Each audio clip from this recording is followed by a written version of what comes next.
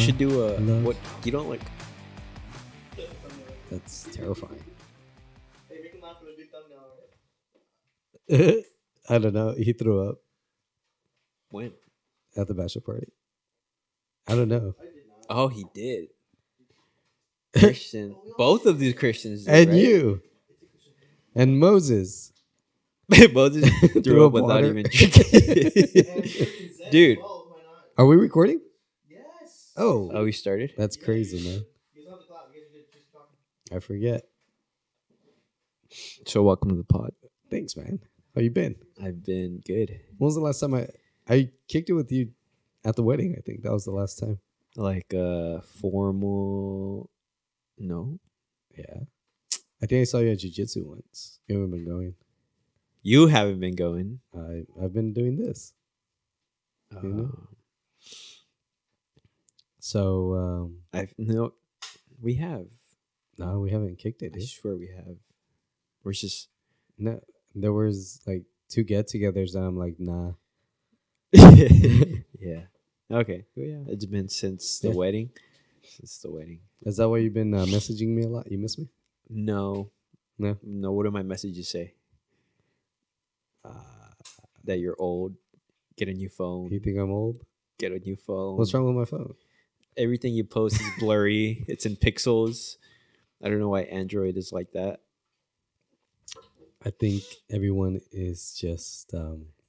It's your ego, man. I think that's what keeps me humble. An Android? pictures. Yeah, an Android. It's like if you wanna work on not having pride, get an Android. Get an Android. Get it. I'm gonna get a Sony before I get an iPhone. What's with you? No, like you just don't want an iPhone. Is Sony? It's not an Android, right? It's its own thing. It's Android. What's but with you and iPhones? I don't know.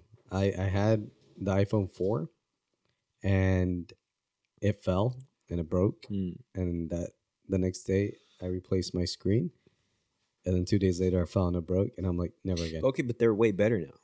Are they? Yeah. They're always cracked. Oh, by the way, people always have cracked phones. iPhones. I got a new phone case. Let's see. Is It. this the camera? All right. Like Oh, snap. that's pretty hard, huh? That is pretty hard. You do a little zoom in on it. Yeah, there you go. Yeah. So, are you still helping out at the church? I am. I got a TOB now. How's TOB? It's packed. Is it? Yeah, it's probably like how many numbers? Dude, you guys were like probably in the 70s, I think. Nice, dude. I'm the adult, but not really the adult. I know. I'm not of age to be the adult, I but know. I'm still doing the adult thing. And I was the opposite. I was the age of being the adults, but I was not the adult. But you could tell you were the adult because you're old. Yeah. And my phone was always an Android. Yeah. Are you still helping confirmation? Never mind. No, it was. What do they call that? Force retired. I've been What do there. they call it? Yeah. We got What attacked is by it? Forced to resign. We got attacked by the Matrix. Yeah. What are you gonna do? You try to fight the Matrix, it fights back. Yeah. Do you miss going to TOB? There's days where I do. What I miss about it is seeing the growth of the kids, the ones that are not necessarily the ones that are showing up. I mean, I appreciate them, but the ones that are leading them, from them being so nervous and so like, I'm not qualified for this. Give them 6 months later, and they're just a completely different person. So like me. It took you a couple years, though. You had to go to the military to. I like to tell people it took me like around 4 retreats to figure out what I was talking about. Yeah. Yeah, Same. it takes me a minute. And Christian got it day one, so Yeah, he did. But he's a nerd. yeah. Christian's talk at the last retreat though, very good. What talk did he give? I gave the using versus giving talk, and apparently, because towards the end of the retreat, they give the kids a chance to say highlights. Yeah. According to Maria, a lot of them mentioned that they did like my talk a lot, which Yeah. was pretty flattering. Nice. You can just tell who has like the energy, like who you want to hear speak the whole time. Yeah. It was Christian. It's Christian. Good, man. I'm happy for you. I remember when you gave your first Created for Love talk, and then you gave it 19 more times. And yeah. I'm glad that you're spreading your... Christian Gonzalez, not to be mistaken for Christian Mora. Yeah. Have you given a talk? I gave like a 15-minute talk on silence. How'd it go? I was like, I was on it like the first 2 minutes, and I was like, oh wow, that was really fast, and I just started saying random stuff. Really? What was your take on silence? Not necessarily at the retreat, but your personal take. For me, silence. Yeah. Well, silence can do two things. I think, of course, being alone in silence, like alone in your own thoughts, I think it's pretty dangerous. But it could also like clear some things up. Yeah. Like, like if you really put your mind to it, like no distractions, no nothing, you just sit there, you just lock in. Yeah. It could do you some good. Which one do you fall under more? Your killer instinct, or I don't really. I would more. I don't like to be alone, and my thoughts, because then I'm like, nah, I'm just not gonna. yeah. It's like you have two voices, you got angel, you got the demon. I have not heard the angel in so long, but no, yeah, I know what you mean. Yeah. That's cool, man. Nice.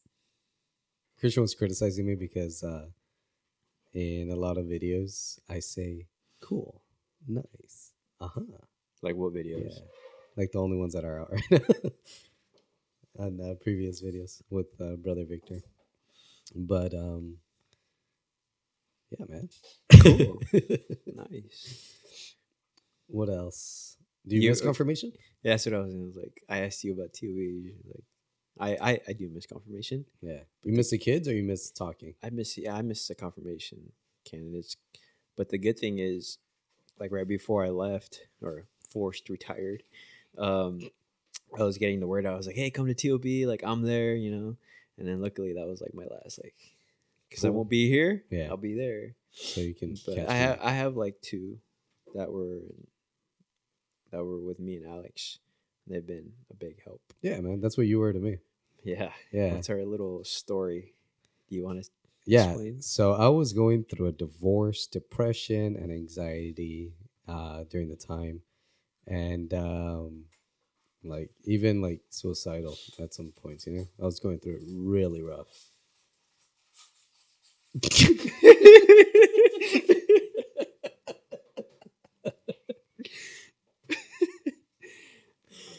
And some of my friends said, like, hey man, like, you know what would help you?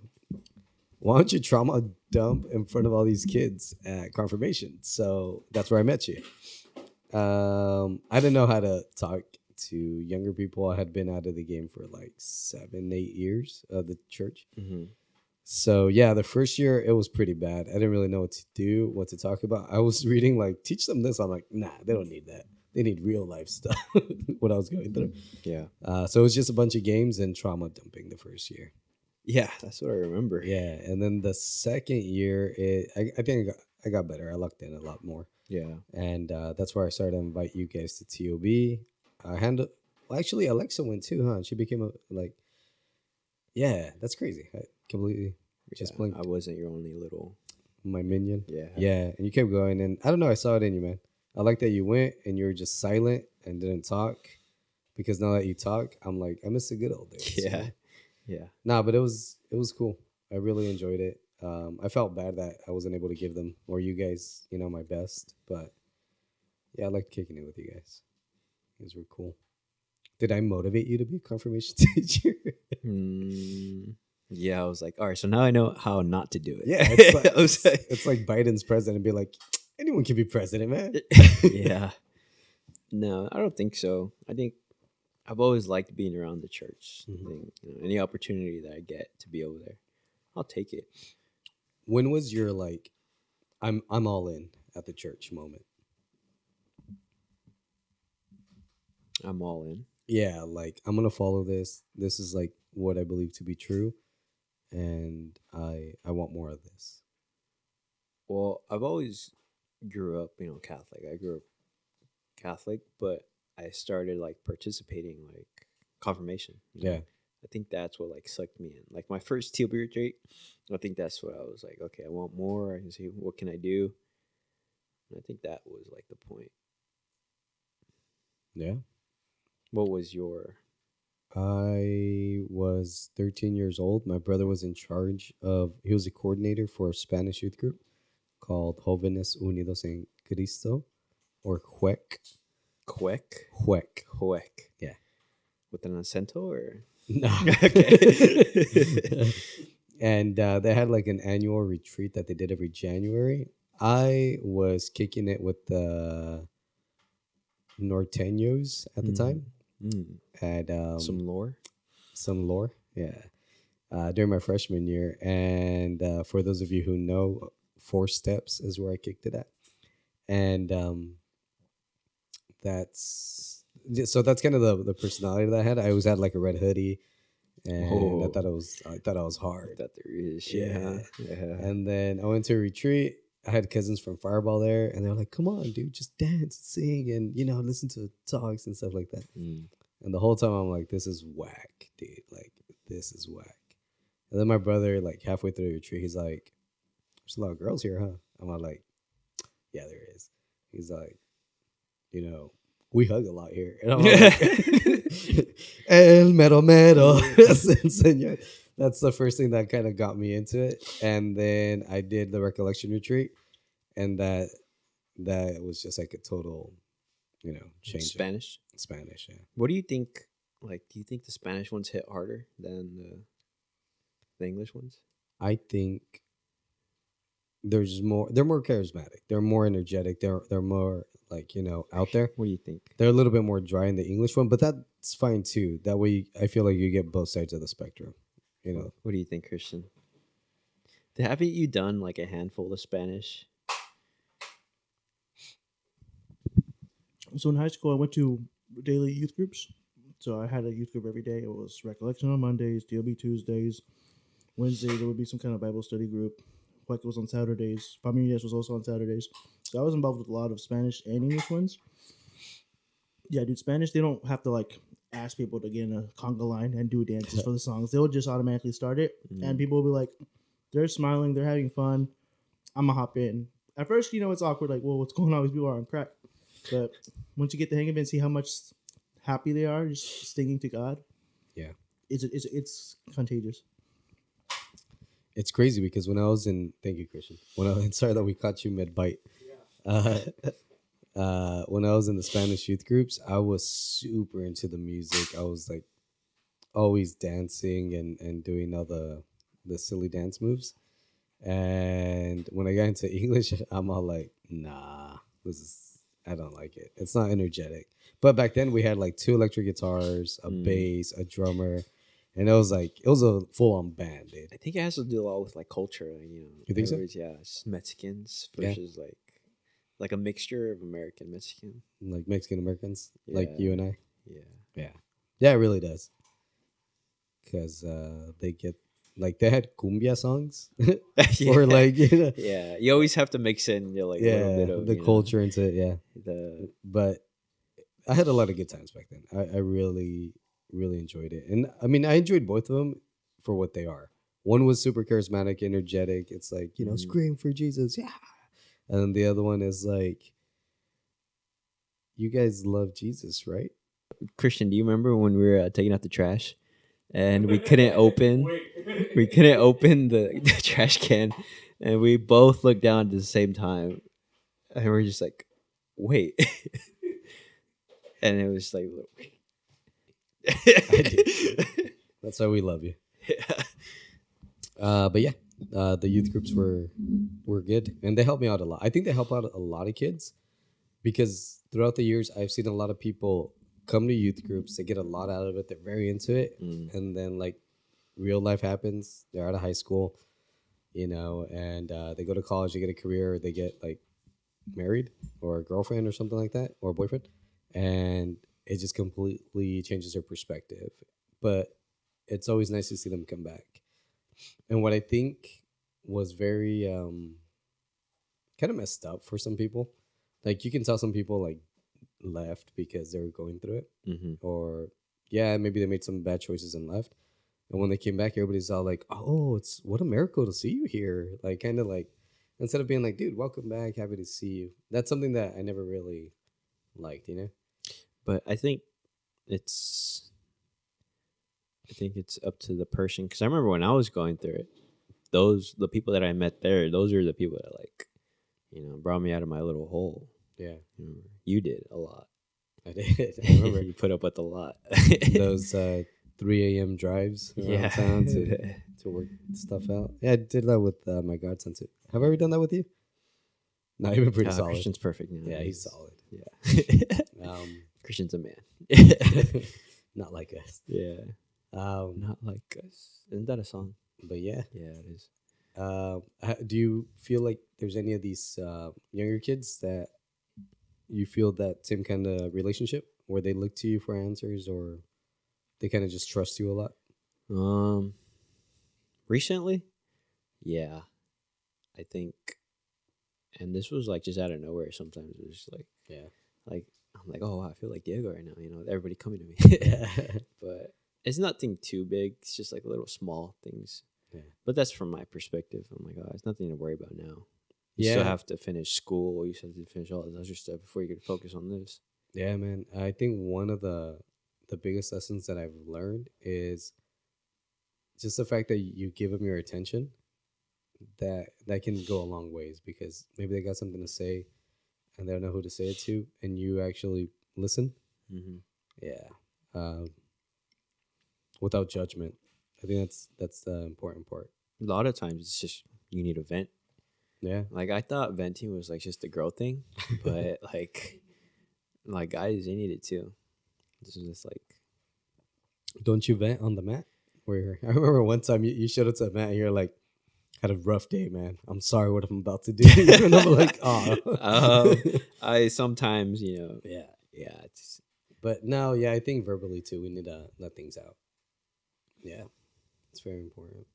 What about you? Do you like releasing your energy out on the mat, or no?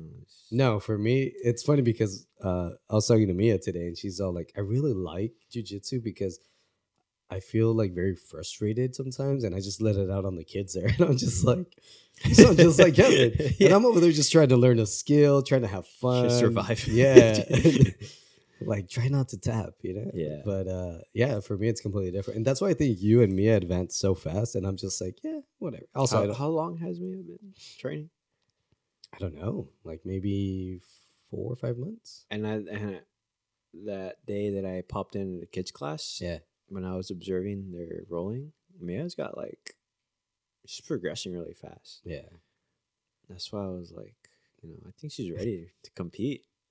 She reminds me of you because like when she's practicing with the girl move, and the girl put over the neck, and she puts on the waist. Mm-hmm. Mia just gives a look and then grabs it and puts it right here. Yeah. And it reminded me of like when I do that to you and you're like, did you not hear what he said? Are you dumb? But yeah, so yeah, she's progressing, dude. And I really want to motivate her. She was kind of bummed out that she didn't get to go today because she was like just sick as a dog. I don't want to get the other kids sick. But Chris has been really cool with us. And I really appreciate him. I should have him on, huh? He's like how everybody should have like a role model in their life? Yeah. Or like a sensei? Yeah, he should point me to a good one. No, he's good. Like, he's really good. Yeah. He's a fun, he's really into it. Like, yeah, there's not many coaches that I meet that I'm like, oh, this guy's like, he has to be here. No, Chris like loves doing his craft. Yeah. And I love yeah. Two kids were sparring, and the guy refereeing yawning. Yeah. No, what I love about Chris is that he's extremely honest too. In times he'll be like, I wanted to show you guys this move, but since all you guys suck, I'm gonna just show you this one. Yeah. Yeah, but dude, role models are very important. Did I have any growing up? I guess like my brother. YouTube wasn't a thing, so I couldn't find my role models there.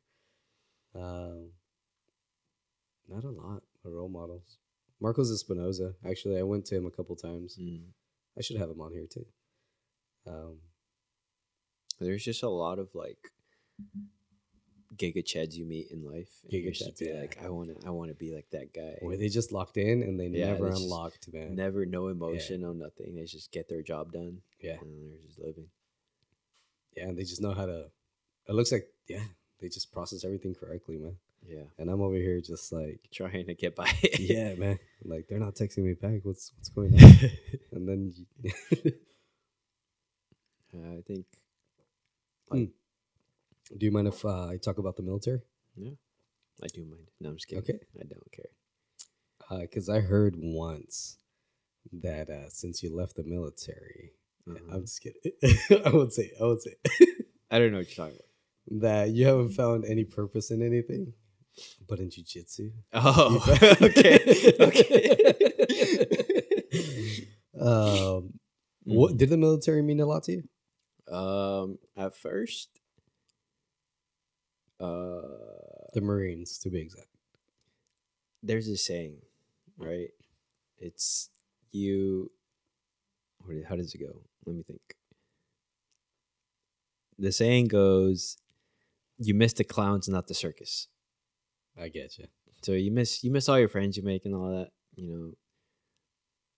but like you don't miss the organization itself, just because there's like the way it was like ran, it was like so ridiculous. Like now, like living out here, I'm like, wow, everything's so easy.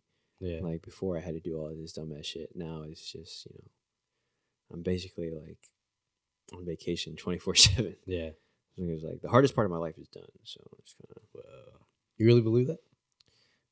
slightly like in certain parts. Do Yeah. you think it prepared you a lot for future challenges? Yeah. Yeah. Just I think seeing, that's what it is. we have this thing, how gay can something get? But I probably got the gayest like moments in there. Not like gay, but like, difficulty. Yeah. But like out here, nobody's forcing me to like hike or like do stuff, Get frostbite. Yeah. Yeah. Oh man, dude. That was so cool. I remember when you were, I don't know what it was called, but you're around here in Madeira, and I saw you one time running with like the American flag, and all these dudes were behind you. I'm like, is that Kevin? I was just driving by. It was like on Howard. It was like the guidon, we call it. Yeah. It's like whatever squad you're a part of. I think that was when I was like in the process of enlisting. Yeah, they had us do like these ridiculous workouts and you were really skinny back then. Was I? Yeah. Yeah, they had us do a bunch of like weird stuff. Yeah. The way you put it. How was your faith in the military? Were there a lot of Catholic people there too, or did you have anyone that you can like talk about faith stuff? Luckily, my what I just like call my best friend, like only best because he was with me like probably the whole way out from like California to Hawaii to like overseas. He got like wherever I went, he went. Nice. So we got lucky. But he was Catholic and he was like my little, we call them battle buddies. Yeah. So we'd always go to like mass, whether it be on base. It was kind of like hard to do it off base. I do like going out and exploring new churches and like seeing what it's like. But from this is like the reason why I say I would never leave Madeira is because there's like no community like this, like Madeira. It's like we have probably one of the best, like, how would you call it, like communities like in our faith. Yeah.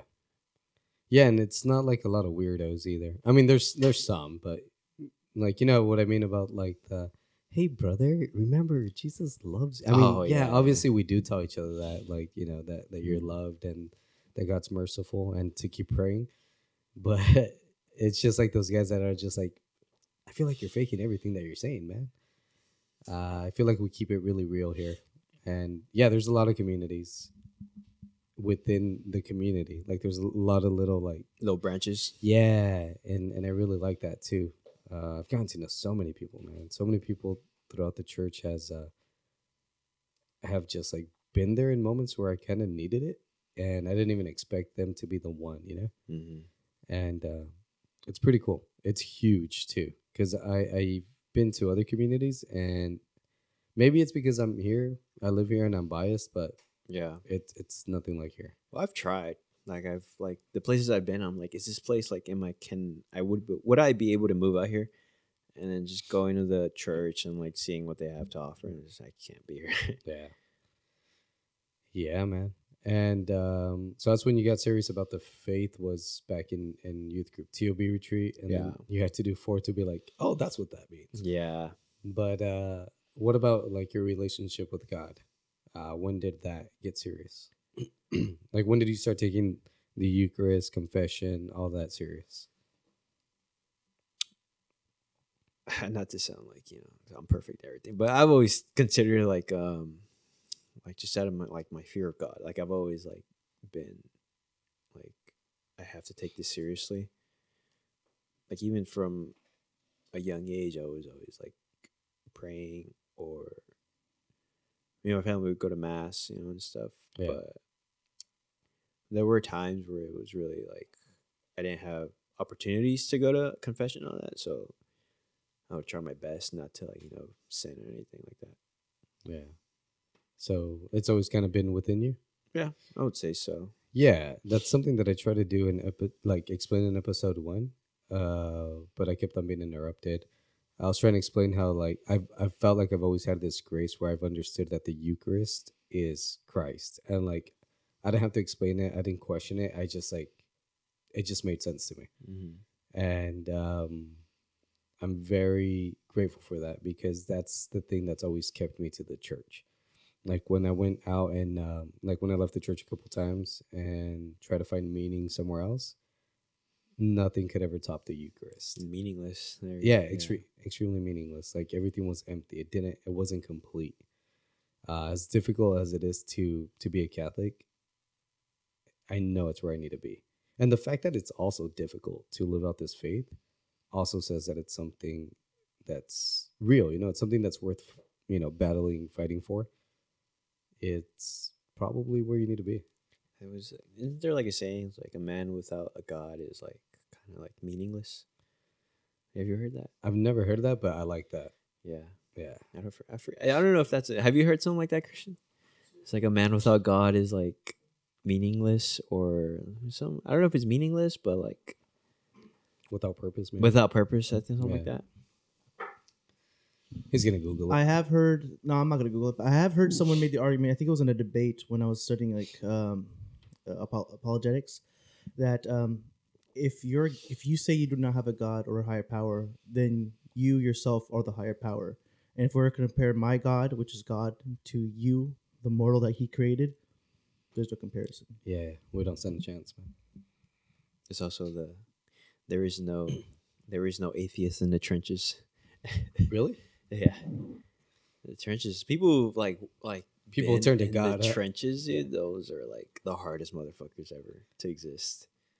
My heroes. Yeah. Did you meet any guys that you were just like, whoa, like this guy is like Giga Chad, G.I. Joe? Yeah. Those are the guys that I look up to. Like there were points in my life where like I just met people, and there was like father figures to me. Whoa. Yeah. That happened in the military pretty easily, or? Yeah, those guys that lead.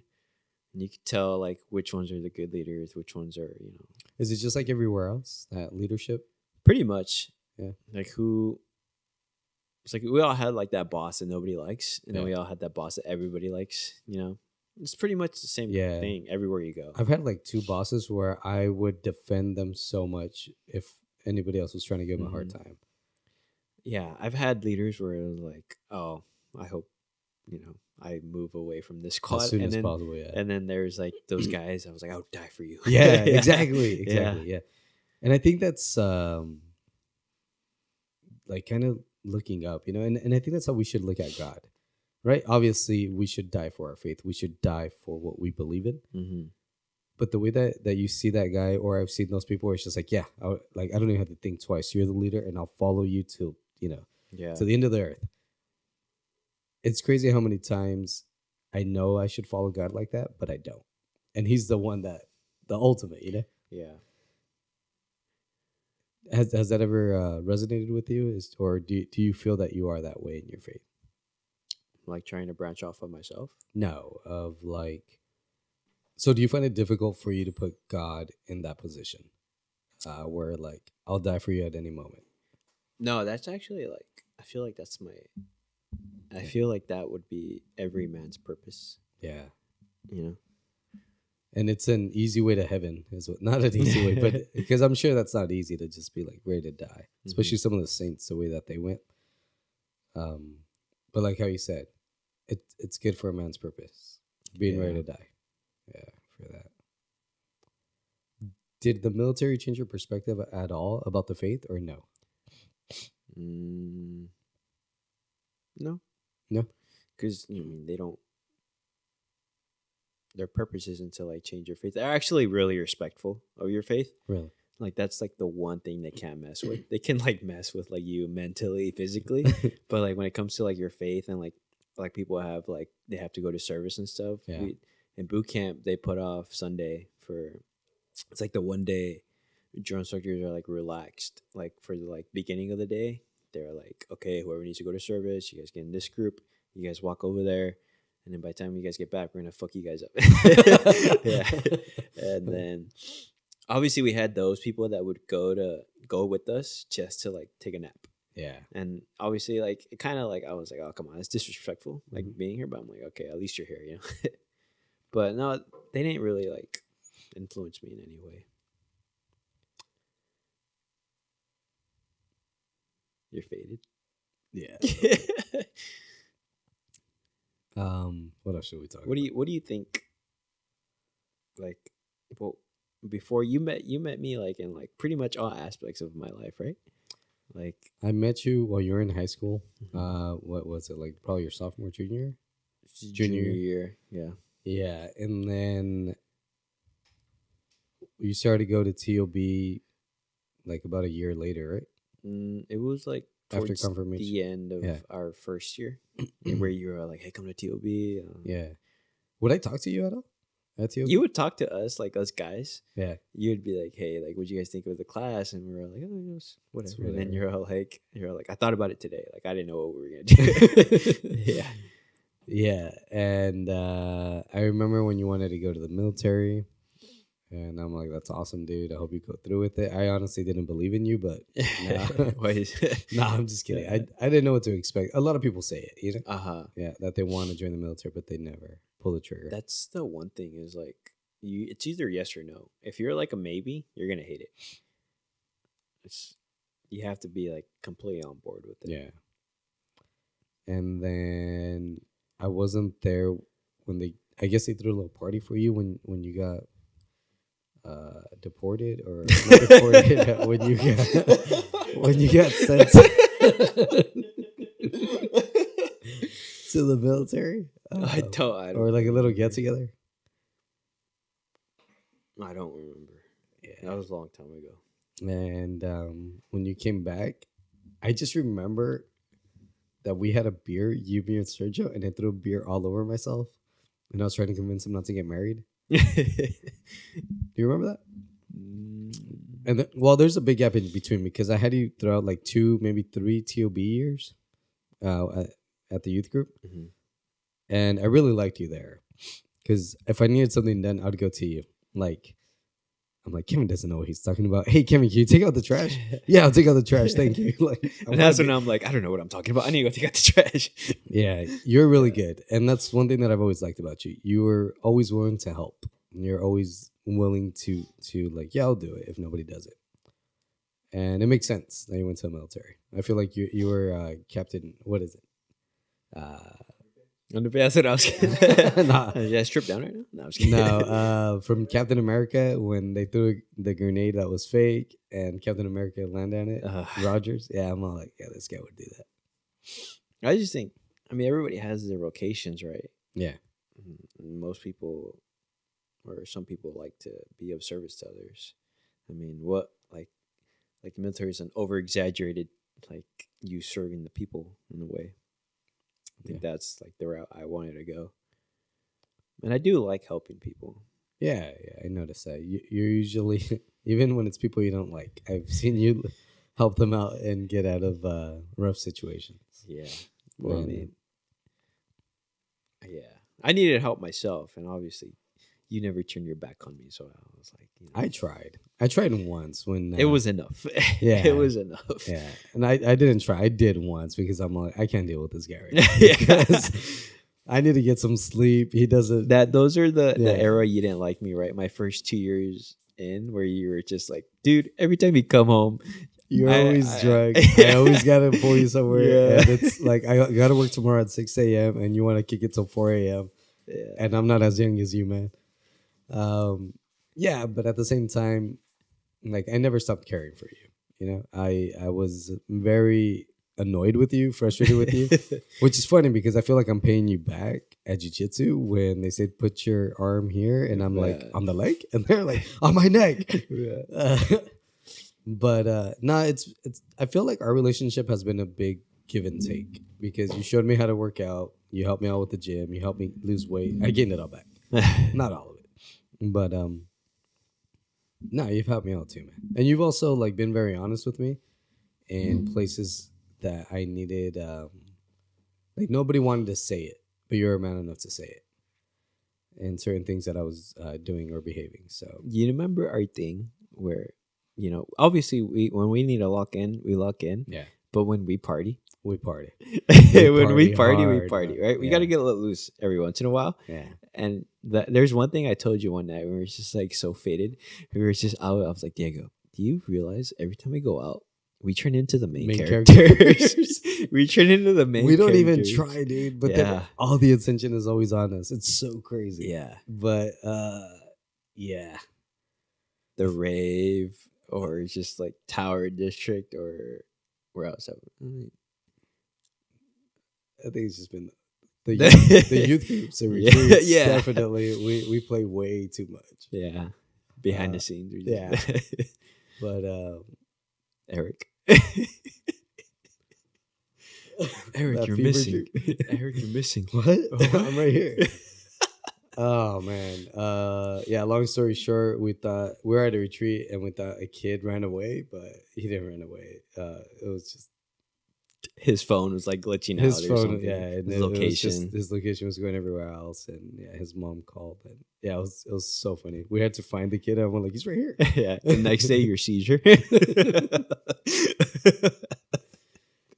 Yeah, Long let's- story short, we were in a serious part of the retreat, and Uh-huh. Diego had a seizure out of nowhere. So I'm extremely ticklish, and somebody was giving a talk to like it was like what 50, 60 kids, and they're getting them in like a very like serious mood, and there was like 10 of us outside, maybe 12, and we're supposed to be the support to go in and like, hey man, we're here if you need to talk or anything. I was so exhausted because I hardly got any sleep at that retreat, and Kevin just decided to tickle me, but I didn't want to laugh because I laughed really loud, and we're like right in front of the entrance where they could all hear us during the serious moment. So I held it in, and my body just like vibrated holding it in, and it was the funniest thing ever. And me and Kevin couldn't stop laughing the rest of the retreat, and it was terrible. But at the same time, we were able to lock in when it was time to lock in. What I like about retreats like that is that, and like moments like that, obviously we're there to, for us to get closer to God and bring other people closer to God. Mhm. But at the same time, we're also there to like enjoy ourselves, Yeah. like the relationships that we have with other people, because there was other people there that we had like fun moments with. Yeah. And I think that's something that it's not maybe taken for granted, because I don't want to say unfortunately, but that was probably the most memorable thing about that retreat. But it's a good memory to have, with someone that Yeah. that I'm going through this, religious Journey. not really, journey battle or Yeah. whatever it is with, or when we see each other at confession, lock eyes, and we're just like, Just can't stop laughing. You walk in. I'm like, Diego already knows what I did. I hope he's here. I walk in, and we just lock eyes. and we just start laughing, and it's so inappropriate. But at the same time, I'm so glad I am close to you enough that you know exactly the reasons that we're there. Yeah. And even though like we make light of it, at the same time, we also like tell each other to get it together. Mhm. And I think it's those relationships that matter a lot in these type of church environments, because those are the ones that are gonna bring you back if you like slip up. Yeah. I mean, nobody likes being a robot where it's just follow what you're supposed to do. Yeah, You gotta let loose every once in a while. 100%. Yeah, Yeah, it's I think sometimes we let loose too much. the so, places where you're not supposed to let loose is like we were like in the middle of retreat planning, and you're trying to choke me out and showing me how to get out of it, and everybody's just looking at us like, are they really fighting? Like, yeah. or our gym stories. oh man, dude. It's just like Diego. Do you remember when you had a panic attack in the middle of the gym? I can't breathe, Kevin. I can't breathe. Get off. Yeah, because you you put your whole weight on me. Dude, remember when I forgot what we were doing, but a dude was like in the middle of his set, and all of a sudden and then just locked eyes with us and wouldn't stop staring at us and followed us into the restaurant. I'm like, oh no. He what was did we like do? laughing at us, and then Yeah. he was like curling, and everywhere we would walk, he would like he would just follow us, Yeah. and he'd just like smile at us. I feel like we annoyed so many people at the gym because we're always laughing. Yeah. And everybody's just like, it's not that serious, guys. Yeah. You know? But We're getting our pump, but we were like, it was Yeah. funny. It wasn't funny. trying to make each Yeah. other laugh. Yeah, it's pretty good. We're like our side characters. Yeah. The ones that just like had a problem with us for no reason. Yeah. Oh man, I'm pretty sure we did something. And then our song would come on and we're just stopping. Oh yeah. Just stop and damn. It's crazy. But I think we have like a really good balance of being able to like have fun Yeah. in the like, this is gonna sound horrible, but like just pushing the line but not Yeah. crossing the Nah. line in things that we do. And it's pretty cool because sometimes like how you said, we lock in a lot and we do so much, and we just kind of need that, like, this was about frustration release, right? Yeah. About having fun. Yeah. Everybody needs, Yeah. somebody to goof around with. Yeah, especially at the church. No. In mass, in mass we're surprisingly Yeah. we're su- we're surprisingly really good, except that one time. Oh man, You didn't want it. I didn't want to do it, but I did. I was like, Diego, please. Yeah. This is I'm for sorry, me. guys. This is for me. I can't really talk about this. I was like, Diego, this is for me. Please do it. Yeah, it wasn't my best moment. I'm really trying, guys, to be a good Catholic, and so is Kevin. Please continue to pray for us because we definitely need it. But yeah, sometimes I think we can't be together. Yeah, in yeah, certain yeah, things yeah. because it's gonna be Or like when it's like a we serious have to moment. get something done. I'm like, okay, I'm going as far away from Diego as I can. I'm gonna go with that group. Yeah, but yeah, I still encourage everybody at church to have like Mike, like a Kevin that is always there to like motivate you, make you laugh, or just call you out. It's very important, those types of friendships. And I didn't even expect being friends with you, dude. Yeah. Yeah, did you? Mm. Aw. I mean, like, all right. Well, not to get Master Splinter on you or anything, but I did see you as like a mentor. Even though you say yourself you weren't doing good in the faith, I was like, okay, but this guy's here. This guy's a leader. This is what I'm supposed to be doing, and that's why I was like, just kind of like your little Michelangelo following you. Yeah, man. And Chris eating the peaks. Yeah, Chris is awesome, dude. Yeah, He knows how to live. Yeah. But I feel like this whole podcast is just all our inside jokes, conversations. But if you guys want to know more, ask Kevin at TOB or ask me in the comment section. Dang, dude. It's crazy. We've been through a lot. yeah, we have actually, through rough times, annoying times. You know what I'm waiting for? What? Us to go overseas.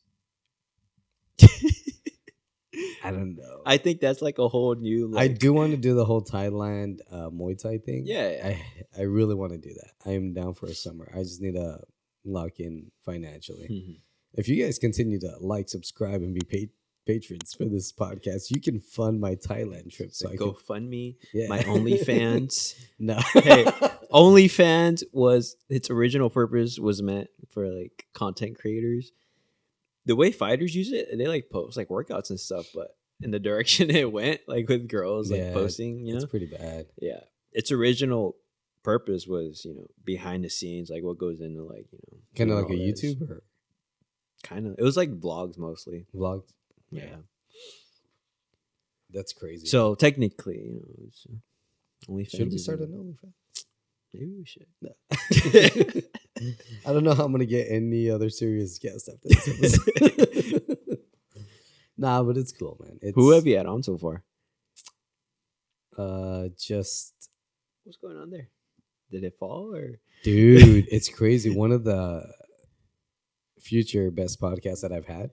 Like I was adjusting this and it hit and it fell. And I'm like, maybe it's meant to be, and it was meant to be. It was better that it went down. So I think that was me letting go.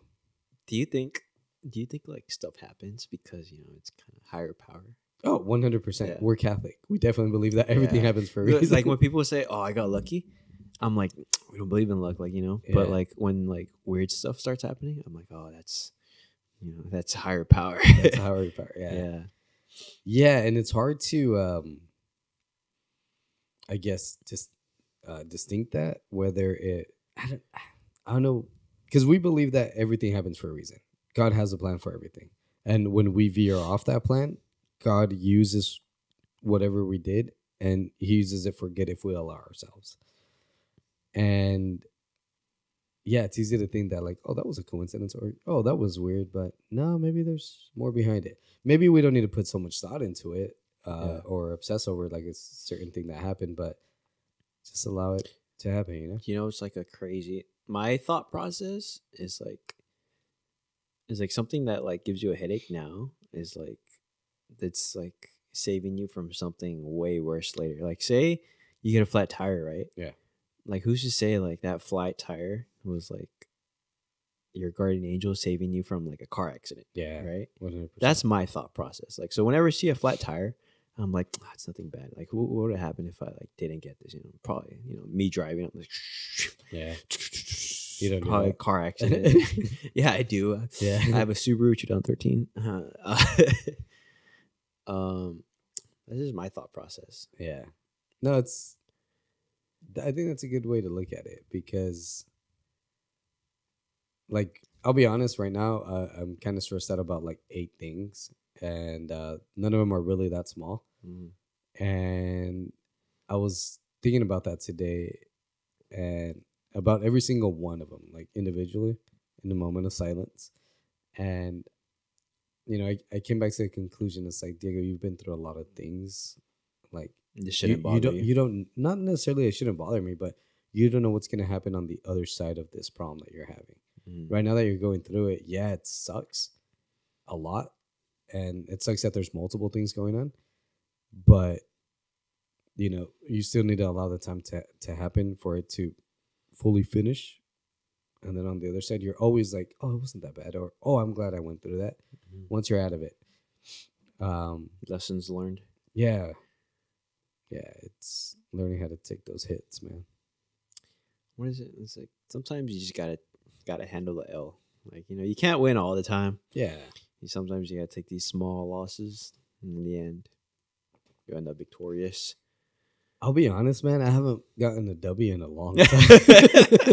Oh, who knows? Maybe there's like a big one waiting for you. Yeah. Like you know what? If I take a bunch of L's, but the W is going to heaven, I'll definitely take it. Yeah. Right? That's probably what every we saint should. ever. Yeah, that's what we should be wanting, right? In life, just take all these L's and then eventually get heaven. the biggest W. Yeah.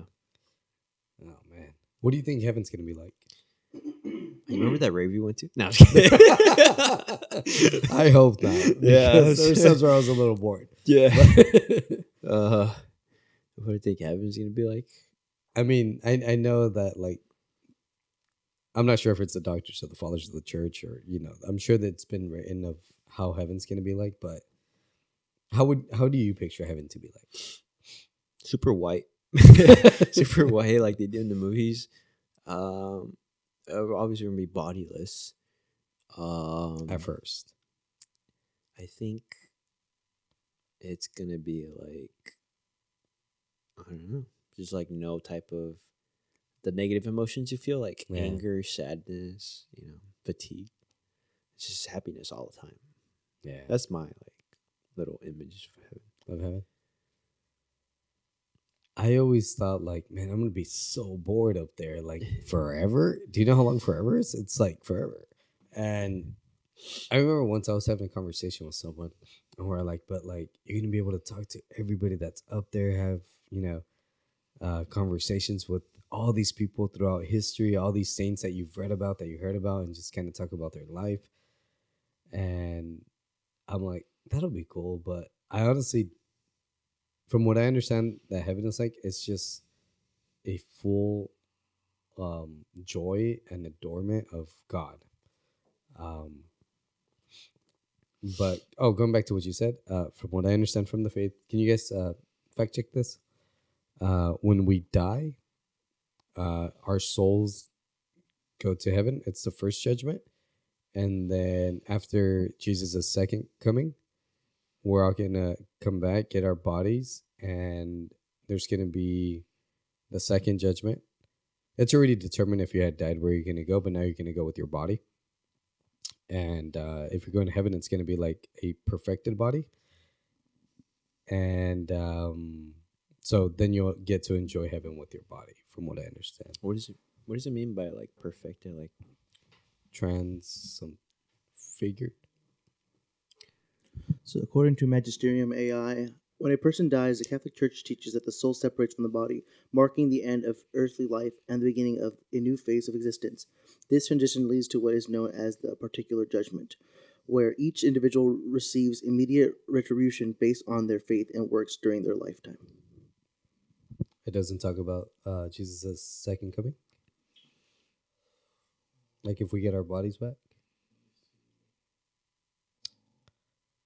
This is really strong. The resurrection of the body. Catholic teaching also affirms the resurrection of the body at the end of time, when all souls will be reunited with their glorified bodies. This event is part of the final judgment, where each person will give an account of their deeds and receive their eternal reward or punishment. Oh, that's deep. Eternal reward or punishment. Dude, yeah. So from what I've heard certain talks about is that at the end of time, at the final judgment, all of our sins are going to be revealed to everybody. Mm-hmm. And those who like had died and went to hell, they're going to come back and they're just going to feel shame and distraught for every sin that they're going to be accounted for. Those who are in heaven or had gone to heaven and come back, they're going to feel joy that they were able to, although they went through all the sin and everything, they still managed to get saved based off, I think he said, their works. So, yeah, but I always pictured heaven as like boring because it's like, it's forever. But at least I'll get to talk to cool people, Yeah. Well, that's crazy. Do you think that if you get to heaven, people are going to be like, you made it here? Yeah, for you, yeah. For you, yeah. He's like, yeah, I got to confession right before. Sucker. Yeah. Yeah. Dude, how do you feel when you fall out of the state of grace? Unworthy. Yeah. I feel like... Do you get scared? Not really. I just feel shameful. Yeah. Shameful. Like I always describe confession as like taking a shower. Getting rid of like all the nasty stuff. Yeah. Like I forgot who I told this. I went to confess with somebody, and then I was like, wow, I feel like I just took a shower, like with nice shampoo and everything. And I don't know. I just feel like coming out of there, I just feel like immediately like relieved. Isn't that like amazing? Like walking out of the church steps, I'm like, no consequences. Yeah. Kill me now. Yeah. I was like, I could die. Yeah.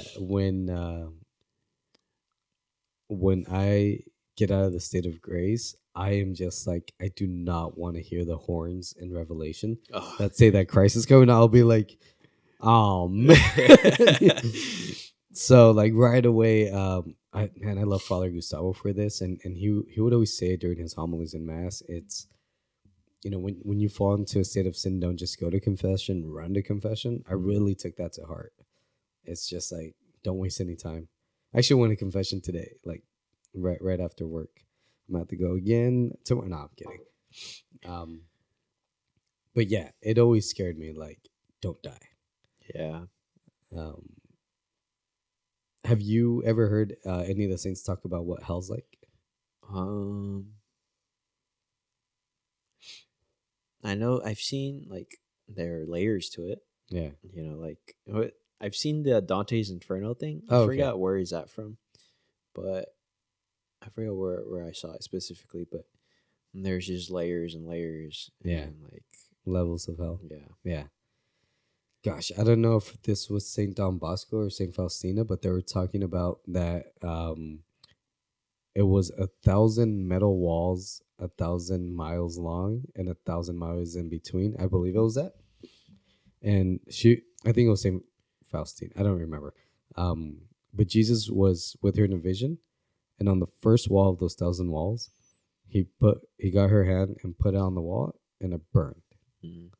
And there's still 1,000 walls to go, 1,000 miles in between. That's how hot heaven is. I mean, heaven. Hell is. Hell is.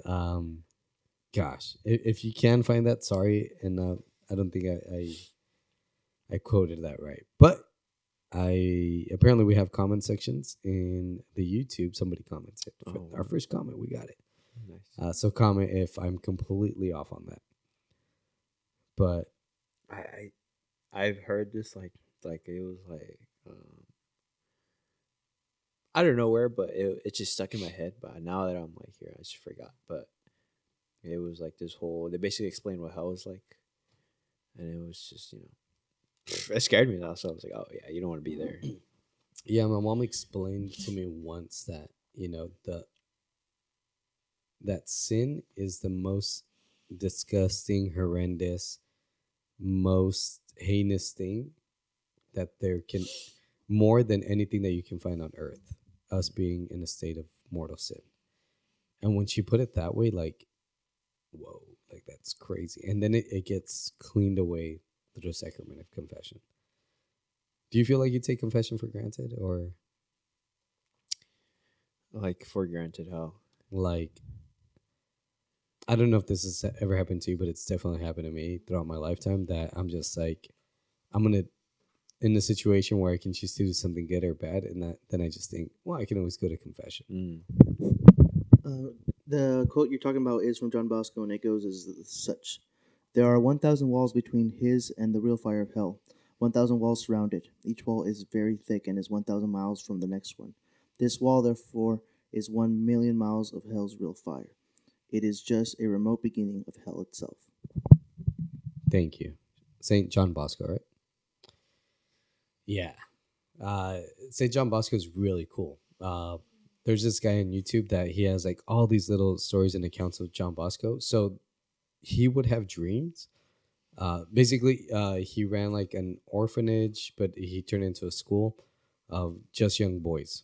And he would have dreams about and visions about these kids and where they were heading, or just of any random thing that God wanted him to go through, so he can preach it the next day or the following lesson. There were times where he saw like kids going to hell because of like their pride, their ego, their lust, their human respect. I learned what the sin of human respect was through listening to this guy. Have you ever heard of that? Say you're at work, right? And you're about to eat a meal, and because you don't want to make other people uncomfortable, you don't do the sign of the cross or say a prayer. Mm-hmm. Because of other people. That is human respect. You're putting that in front of God. Oh, so it's like kind of embarrassment, or don't want to make others feel, It's kind of like showing your faith publicly, kind of thing. Yeah. Showing your faith publicly, but you don't do it because you don't want to make the other person feel uncomfortable, or you're afraid of how it's going to make you look. You don't want any like outbursts or anything. Like you just refuse to deal with the. Yeah. Because you are like supposed to defend your faith. defend it and live it out. But like around the wrong person, they're just gonna like yap and yap. Yeah. So that's what it means. Human respect. It's putting the people and like, oh well, I don't want to offend him or make him feel bad or make him feel uncomfortable, so I'm just not going to show that I'm this. I go through that a lot at work, not necessarily for praying before my meals, but I know there's certain things that like come up and I can kind of talk about it, but I don't. And yeah, it's a tough one. You don't have to answer this or anything, but like, do you obviously you share your stories like with your buddies, right? Like people who are in the faith. Like, do you share stories of like your bad times with them? Oh, I think I only have bad times. Okay, okay. And then when they see you praying and like doing all this other stuff, and they're like, "Hey, why do you like?" Dude, so I was dressing up for church for a good while, and I mean, like a button-up shirt, a tie. You might have seen me once, and slacks and everything. And some dude that I didn't even talk to, he came up to me, and he was like, "Hey, you go to church?" I'm like, "Yeah." He's like, "Cause some dude from this department, I didn't even know the dude who saw me, said that he saw you at church, and you were all like in a suit and tie, and that you had your Bible." I'm like, "It's called a missal, but yeah, I was there." He's like, "You didn't strike me for someone that's religious," and I'm just like, "Yeah, I kind of don't want to make it be known." Yeah. And I remember I had this conversation with my spiritual director. It's just like, I don't like that my coworkers know that I go to church because now I have to behave correctly, And it was like a realization, just like, yeah, I kind of like not knowing. That way I can say the dumb comments or the dumb jokes, inappropriate, dirty jokes, along with my coworkers. But now that they know I'm religious, they actually call me El Monaguillo. What's that? The altar server. And at my job. And it's funny because somebody has a conversation with me and be like, "Yeah, man, like you seem like a scumbag with all your stories, and I would never strike you for a religious person." It's something that I do struggle with. Like I really want to live out my faith in everywhere that I go, but it's extremely difficult. Do you find it difficult for yourself? I mean, not really, because I don't do anything that's like crazy. I don't have any crazy stories or anything. Yeah. I mean, no. No. I mean, sometimes like frustrates me a little bit, like those guys that like have the crosses and like obviously like the big cross chains and stuff, or the rosaries, but they're up to like no good. I'm like, man, like some of these people don't know the actual purpose of a rosary. Yeah, and they're just out there wearing it, doubling up. It's crazy. It just blows my mind. I remember that you told me that when you were in the military, you were praying the rosary pretty daily. Yeah, I was. How was that? For me, I was in a physically hard part in my career where I was like, I need help. I need a lot of help. And I need it like now. Yeah. And I was like, what's like the best, So I was praying rosary every night. And honestly, like, I would say like how I was back then, there was no way I would have made it just on my own. Like I was like, yeah, I give God a lot of things. I'm like, there's no way I could have done this on my own. And there's like anything in life, I'm like, there's no way you done any of it on your own. Yeah. Did the rosary help you get a good relationship with Our Lady?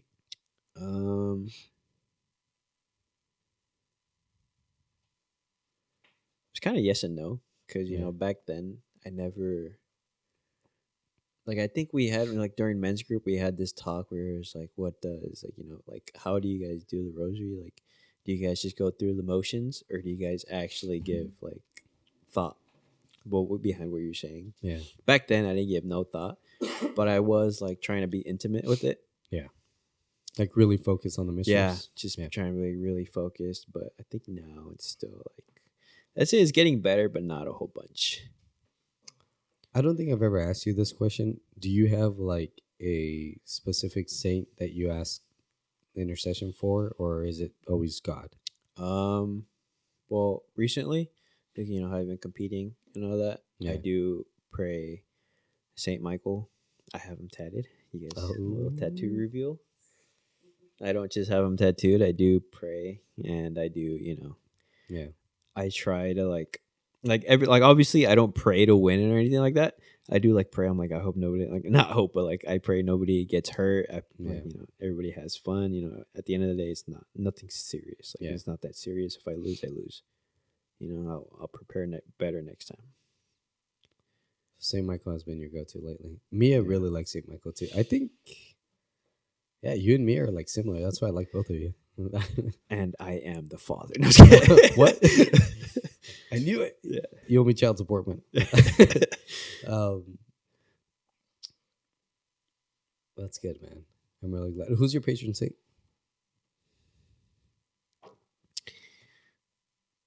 Like the one we chose for confirmation? Yeah. Saint Sebastian. What'd you pick him?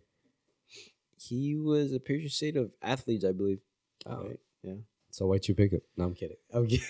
Oh, You were playing football. Yeah, in at the school, time I was playing football, but looking back at it now, a lot of the stuff that I did over my life included like being really active, like physically fit. So it makes sense now. What about you? What? Who's my patron saint? Saint John the Apostle. Is he like the patron saint for like? Can you check what he's the patron saint for? Saint John. You guys are horrible. Let me start off with Saint Sebastian first. Saint Sebastian is recognized as the patron saint of several groups and causes, primarily due to his life, martyrdom, and the virtues he's exemplified.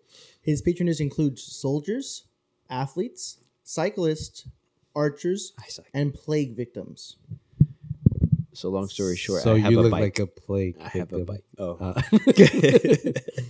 Soldiers and athletes, dude. That's pretty fitting. Do you ever ask for his intercession? actually no. Yeah. Yeah, I kind of turned to Saint Michael a lot. Yeah. It's kind of like the go-to. Go ahead, Christian. I think recollection really engraved that into my head. Saint Michael is an awesome. Well, he's an angel, but to ask for his protection, it is super effective. Every day, me and Mia have this habit when we wake up and before we go to bed, when our Father, 3 Hail Marys, one to fight against the world, the devil, and the flesh, and then Saint Michael to end it. Now, for Saint John of the Cross, he is... No, Saint John the Apostle is mine. 1 second. It's okay. Thank you, though. I appreciate your help. You want to pause for a minute? No, I was going to ask you, what's your daily morning and night prayer routine? Well, to get like modern times, I've been really bad in my prayer life, but at my peak, I was probably waking up doing. That's how bad I am. I don't even remember what I was doing. Before I would go to bed, I would do a rosary.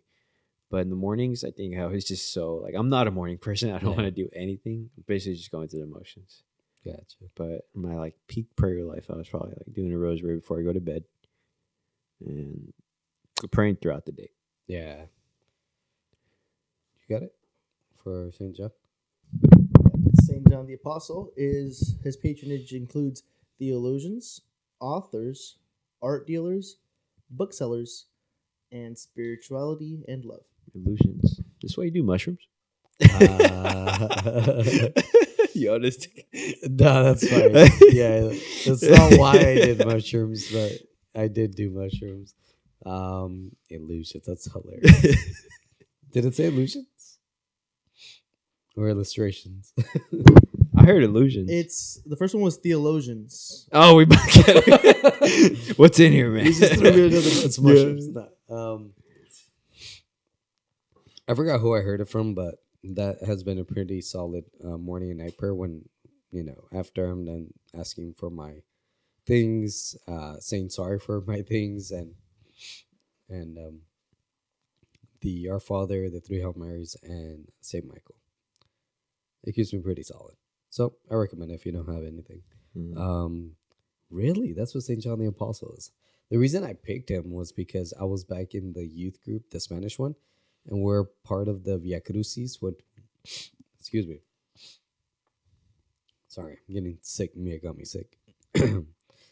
During the Passion, we would do a little play of the Passion, and I played Saint John the Apostle. Mm. And then when I was in the Spanish youth group, I was the youngest one. Like I was always the youngest one everywhere we went. Everything I was part of the staff, I was the youngest one. And so I'm like, yeah, like he gets it. But now I probably have about like maybe a year now that I've been asking for his intercession.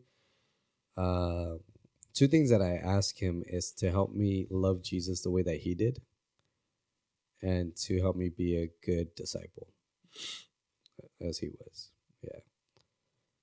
So, yeah, man, those patron saints are no joke. That you remember how we were talking about like everything happens for a reason. Mm-hmm. There's no coincidences. There's a reason. I forgot where I heard this, but somebody said that your saint chose you way before you chose it. I heard that too. Yeah. It's very what a coincidence. No, I'm just kidding. Full circle. Yeah. How you doing? I'm buzzed. Same. I think you're drunk. You've never seen me drunk. You're right. I can never tell. Can you guys tell when he's drunk? I don't know. You know why? Because I'm drunk and I still don't know when. I think that's probably why. Because you're always drunker than I am. Yeah. And I'm always like, Kevin, get it together. Yeah. I haven't been drunk in a long time. It's been like 2 minutes. 12 hours. When did I get off work? Nah. Yeah. When did I wake up? Is this a bad episode to post? Well, you got to show the real side of you sometimes. This isn't the real side of me. Oh. This is just a part of Yeah. What do you think? Do you enjoy like being under the influence of anything? I really liked marijuana when I was smoking it, mainly because it was just a way to like relax. And then I found mushrooms, and I really liked mushrooms, mainly because of the way that my thoughts would go. And I remember one time I was asking Father Gustavo, man, I love Father Gustavo, in front of everybody. I think this was during a men's and women's group where it was just a Q&A. And I'm all like, is it bad to use hallucinogens, at any point? And the argument I was giving is because one time when I was on mushrooms, that was the most peace, love, and gratitude that I've ever had in my life. Like it honestly trumped every retreat that I've been to. And I love what he pointed out. It's like, can you not feel those things without the drug? I mean, I'm pretty sure there's plenty of things that you can, be grateful for, express your love for. He said, why do you need it? Like to get that out? You don't need that. You can actually just do that without this drug, And then I remember hearing a bunch of talks saying that like when we go based off our emotions instead of what the rational reality is, it's very easy for us to be misguided because we're going for what feels good instead of what's the truth, And I believe through that book and Father Ripperger that I listen to a lot.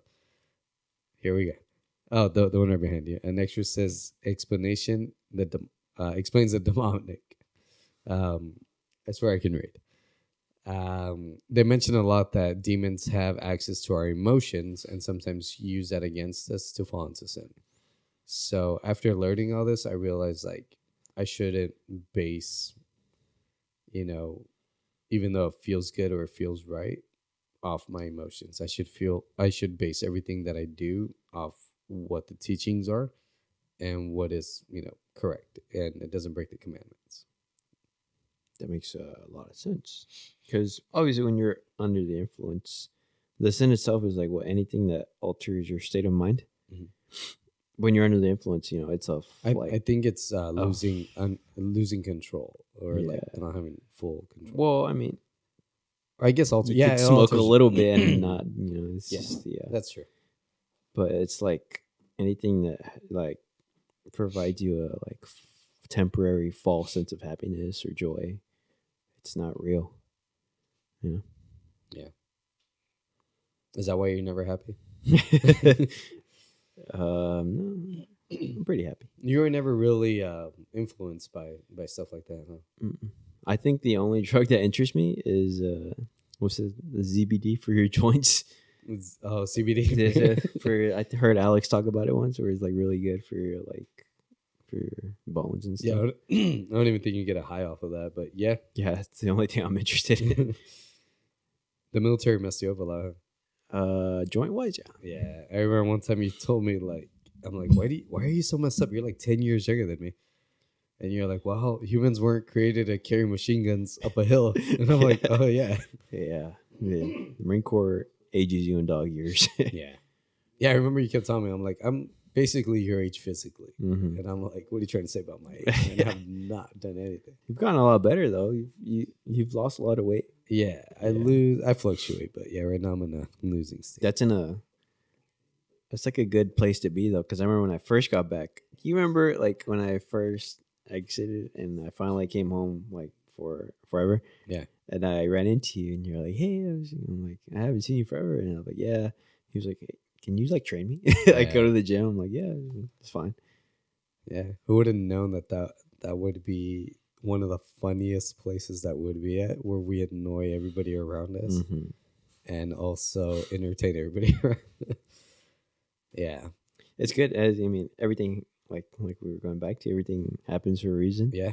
My whole thing was I'm going to ignore everybody and I'm going to focus on school and martial arts. That's what I want to get done. Yeah. And then here comes you. And because obviously I was not planning on, going to TOB or anything. Like, okay, that's part of my life is done. Yeah. And then you brought me back and then I'm still grateful for that. I'm like, and this is what I actually like to do. It's like it ties in with like, this is why I don't mind skipping out on like training for going to TOB or something, because it ties in with like the art of war. You can beat a man 3 ways. You can beat him spiritually, physically, and I think the last one is like mentally. Yeah. So I don't mind, giving up a day of training for practicing, more of my faith. Yeah. Has TOB affected your life at all? TOB stands for Theology of the Body, by the way. Mm-hmm. Has it changed your life in any way? Yeah, it's changed the whole thing. What do you mean? Like before TOB, I didn't know anything. Like I was just like, I just know I'm supposed to go to church and that's it. Yeah. What was it about Theology of the Body that influenced you the most, or has stuck with you throughout these years? Or, well, like the concept themselves, like where you're living free, total, faithful, fruitful. It's literally like all the talks. Yeah. Like before, I didn't know any of that, but like after like my second retreat, that's when I was like, oh, okay, this is what you're supposed to do. Yeah. This is how you're supposed to live out your life. This is what a man is like in charge of. This is what a woman is supposed to do. Yeah. But the way the bigger picture is that I was like, everything ties into nature. Like if you look at like lions and like that's their job. That's what they're supposed to do. Like the male lion is supposed to go out and provide and take care of like, his little family.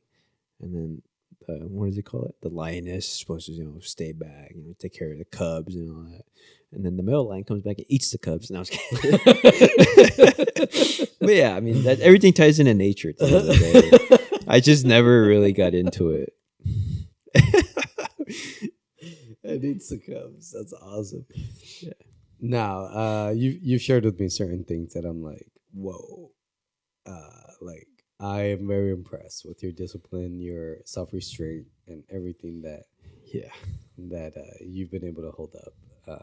I remember you were mad at me because I didn't have discipline, self-restraint while you were over there doing it. But yeah. No, dude, and that's honestly, I've always respected you, and I've always admired that about you. Your discipline and the way that you're able to just, when you say no, you mean no. Because I'm like, no, but I'm open to other, opinions or options. So, nah, dude, that's, man. It's something that I really like about you. Were you going to say something? You pulled up the mic. Say it. Say it. Say it. Christian on the mic. Christians on the mic with an apostrophe. How much S. time do we got? You're at 127. 127. Want to keep going? Yeah. Yeah. You still boy. got. Nah. What do you? What's your? I don't know if you know like the our faith beliefs on aliens. No, I don't. I don't either. But what's your concept of aliens? Well, anything that's created, it was created by God, Mm-hmm. and it has its own purpose. In the salvation aspect of it, I don't know if because we all need to be baptized to be saved, right? I don't know. Like maybe okay. I don't know if I should. Okay, what are yours? What's your Yeah, concept of aliens? no. What those Well, pictures? I guess like what I've always thought was like, okay, maybe God revealed himself to them Mhm. in their way that they could understand it. If there's like life with souls and everything out there. But it is created if they are out there, they are created by God and it is for a reason. It doesn't always mean that we need another reasons why. What about you? So mine makes a lot more sense. Thank My concept of aliens from like I'm like really into like outer space and all that stuff. Like I do read a lot. Like I'm always on Reddit. Reddit's awesome. Christian, delete Reddit.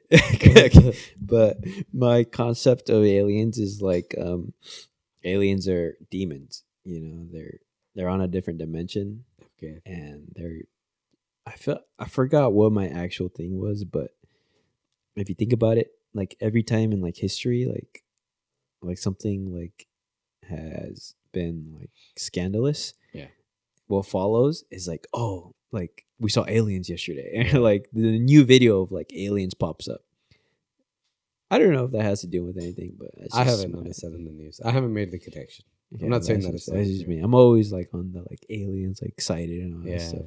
I'm just always diving into there. Did you hear that anywhere about that? I heard a really good explanation on it, like Yeah. faith wise. I just forgot what it was. Yeah.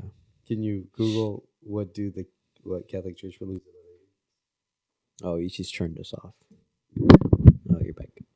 The Catholic Church does not have an official doctrine regarding the existence of extraterrestrial life, often referred to as aliens. However, various teachings and theological reflections provide the framework for understanding how faith and the possibility of extraterrestrial life can coexist. For example, God as creator. The Church teaches that God is the creator of the entire universe, which includes all that exists, both seen and unseen. This foundational belief allows for the possibility that God could create life beyond Earth. The Catechism of the Catholic Church emphasizes that God's creative power is not limited to our planet, suggesting that the existence of extraterrestrial life would not contradict the faith. But bam. So basically what I said, that God created them for a reason. Right?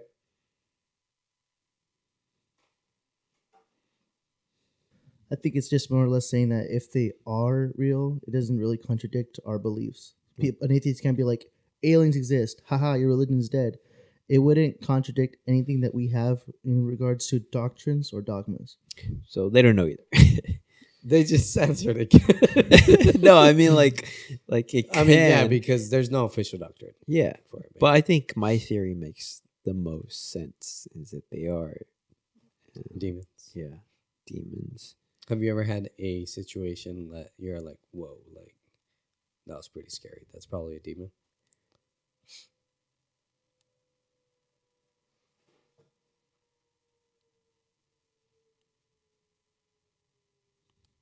UFO. No, I'm just kidding. The question. Oh, no, like a paranormal, Yeah. like time. No, there was this one time. I was in my room. I like how you said no. No, but I wasn't like Scared? I was asleep. Okay. But what happened was, one time my brother like comes in running. He just wakes me up. I was like, what? He's like, I just saw a little girl running here. I don't know if he was fucking with me or what, but He's like, but he sounded like really scared. That's when I was like, okay, that's kind of weird. Yeah. Yeah. But that's probably the only time. Yeah, I don't think I've ever encountered like something like I guess we can call supernatural. I know that they're always around and that they're always tempting us.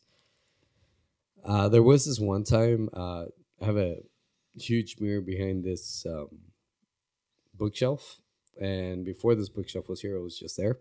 And I have a restroom, and I got out of the restroom.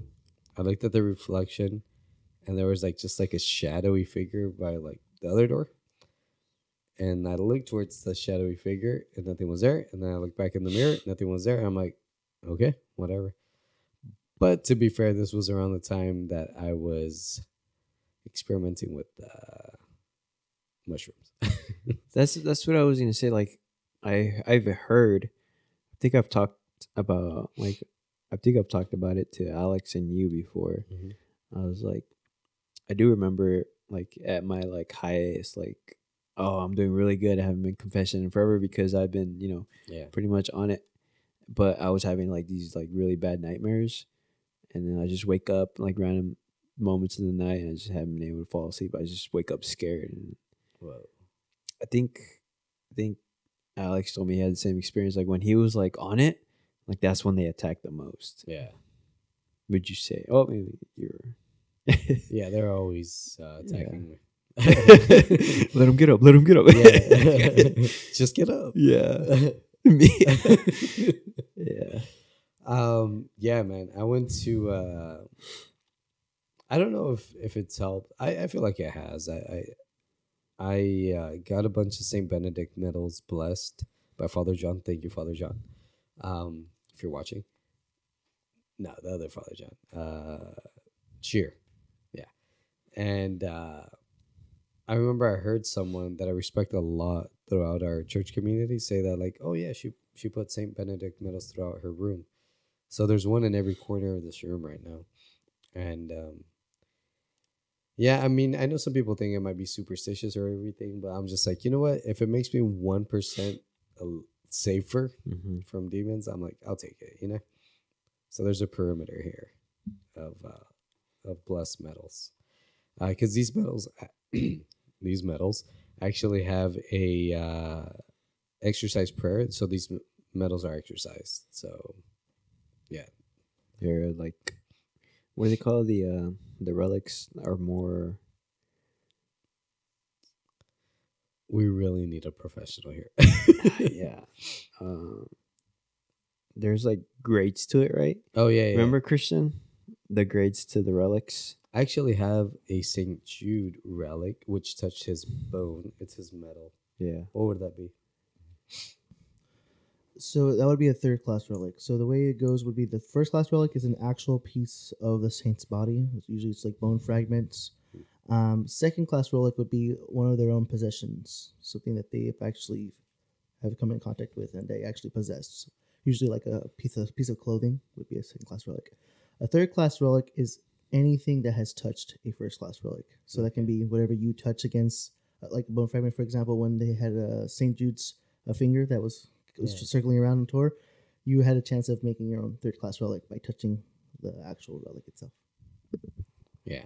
So I actually had it on my scapular, but I remember my mom said that she was having a lot of nightmares and everything. And I don't know why. I just felt compelled. I'm like, here, take this St. Jude medal and just take it with you. But yeah, I had one of those. Yeah. I bought like 5. Yeah. They're all in my car. Yeah. Gosh. How you feeling? Pretty good. Yeah, man. My buzz wore off. I think mine's on its peak. And do you want to take over the show? Who? Me? Anybody? Welcome to Pray About it's okay. It. I can. Welcome to Pray About It, where we talk about braving, jujitsu, and God. Yeah, I'm good.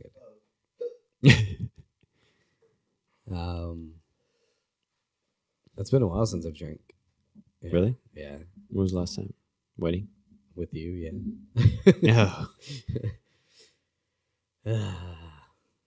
How great was that wedding, though? It was awesome, huh, Christian?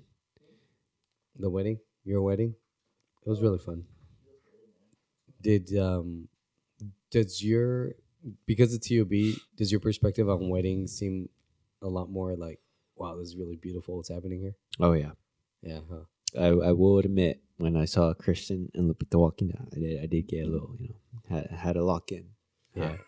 I had a lock in. I was like, all right, this is really nice. It is, what The- man and woman are supposed to do. Yeah, the beautiful thing about their wedding is that I'm like, I know they know exactly what they're doing up there and what they're agreeing to, Yeah. and it's awesome, man. It's beautiful to see. Did you get to see their whole relationship develop? Pretty much. Yeah.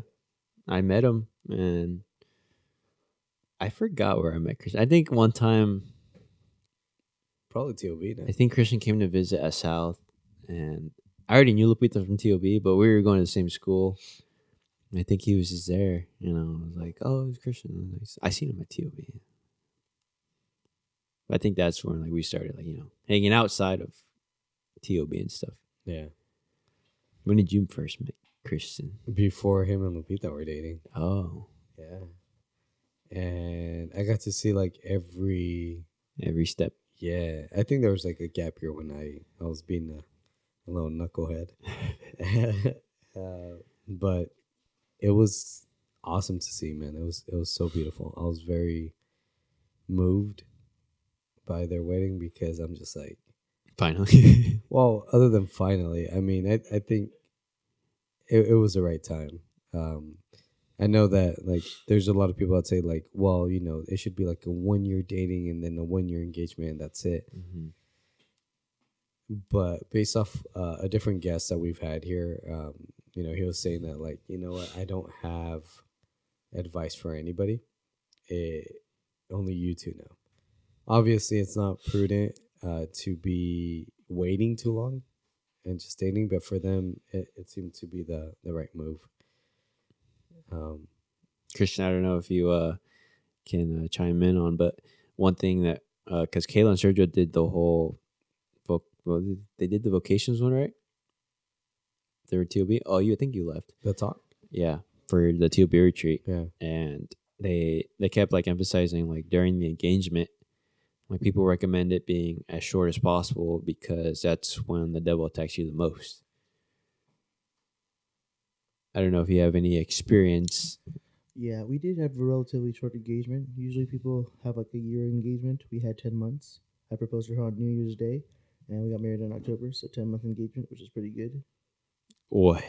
I remember the engagement. I sent you to go get Ah, ice and you missed it. I'm sorry. Real quick side story. I was supposed to be there. Diego sent me to the store to get ice. I come back and it was all done. Continue, Christian. I'm sorry, Christian. Yeah, that's absolutely true. Once we get closer, once we start planning to talk about wedding stuff, we get in the jitters of marriage, basically. But we always have to remind ourselves that we're not married yet. We got to save that for when the day comes. It's crazy. Just visualizing it, because at this point you have to visualize yourself on the day of. Christian, I'm so sorry to interrupt. Do you mind switching with me? I have to go to the bathroom. Yeah, absolutely. Christian's just as good as me. Probably better. Better. Take a seat, Christian. Take a sip. Yeah, you can. That's a good amount. Welcome to the pod, Christian. Can you take that camera real quick to make sure I'm not getting cut off? I'll slouch if I have to. Okay. Welcome to Prairie About It All right. podcast. Can you hear me? So my question was, Yeah. Engagement's pretty. It's because you're, like I said, you're visualizing everything. You're literally seeing how you are on the day of, how the day will go out, the mass, the people at your mass by the day knows. You're literally working out the entire day, and just that environment of just planning that special day can get you feeling a certain way. Like, hey, we're getting married. what is it called? The cold feet. Not the cold. A little bit opposite. Like, hey, we're already here. Oh. It makes it feel more enticing. Basically, okay, what's the point if we're we're already gonna do it? Yeah, we're gonna do it in a couple of months. Uh-huh. Which those feelings are very heavy.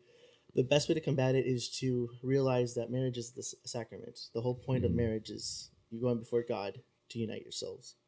And putting God at the center of the relationship is always key. Like if you, it's kind of like a no brainer. Like obviously, if you're feeling that way, turn to God quickly. You were like, no, duh, you know. It's hard to do though, and when the time comes, because you're not thinking of God at all. You're thinking of like all kinds of gobbledygook in the brain. But honestly, like just like you'll feel stupid. You feel like a nerd.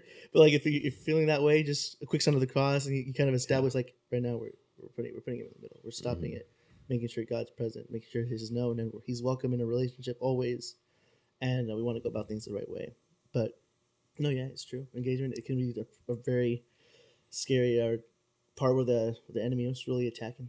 Yeah, that's something that I've heard multiple times. That's why I was like, oh man, I'm gonna have like a 1 month engagement if it happens.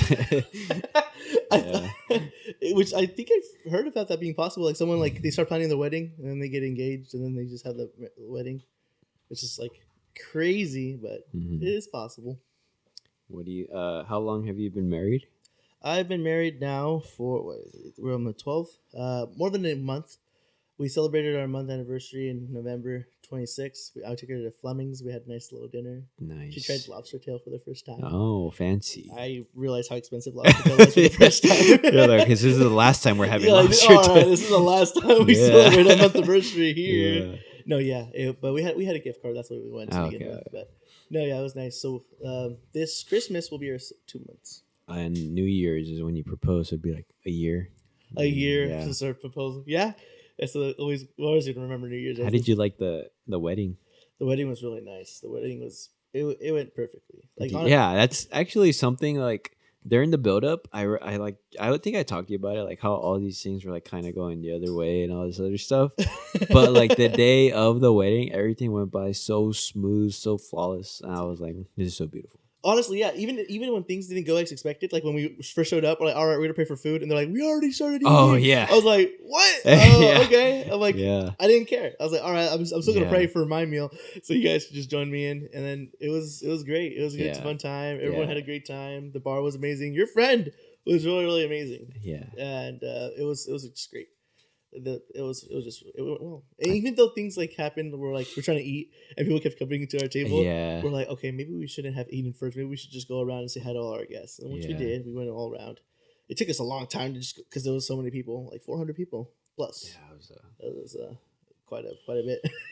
I think me and Diego both agree that was the night. That was a fun night. Honestly, it was night to remember. Like me and Diego are really picky with our nights.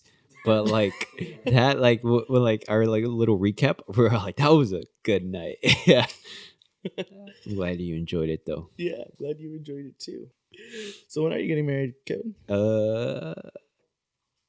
I am available after I finish school. Oh, so like in like a year? 2.5 years. Oh, almost done. I'm about to transfer university. Oh, Fresno State. Ooh, you're gonna be a Bulldog? Yeah. Excited? Not really. Who do you know that goes to Fresno State right now?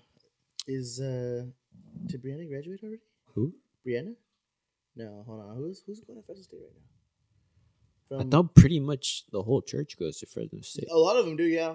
None of them. I think I'm the only one that went to community. No, Moses went to community. Oh, okay. Or is going to community, I believe. Yeah, I was too poor for university. Financial aid. Please help. Hey, please be a sponsor for the book. Please sponsor Those me. kids don't need it. We need Pay it. for Come my on. books. Give me $500 for one textbook. Please. I've passed classes without the book. It's a scam, dude. Yeah, it is. It is. I'm like, wow, this is like if we're going over the rubric and the teacher's reading the rubric to know the name of the book, I don't need that book. Yeah. If he's like, oh yeah, make sure to get this version 2. Yeah, you guys can get version 2. Yeah, the times I have bought the book, I'm like, this is completely unrelated to what we're doing. I'm like, this is such a waste of money. Honestly, I feel that way for confirmation sometimes. Oh. Because books, I mean, we don't really go off of the book. That's what I loved about being with Alex. Y'all.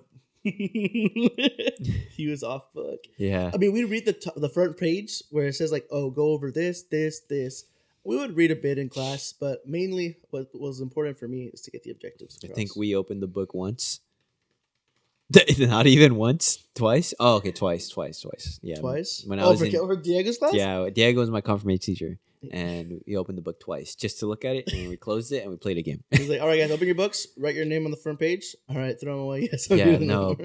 But that's what I loved about Alex's class is like he was doing more of like a Bible study kind of like course. Well, he's a teacher. Like, Yeah. he doesn't read a book. And he's so for good class. at teaching too. That's why I was like, when people ask me, they're all like, "Oh," I was like, "Oh, what's it like teaching with Alex?" I'm like, "Teaching with Alex. I'm a student in his class. I'm his TA. I just sit in the corner and take notes. I'm a student. I'm with the kids. Like I'm learning. I'm getting my hours too. Yeah. And when Alex asked me to like fact check, I'm like, "What? Oh, wait, what?" Like me? Yeah, I was like, I don't know.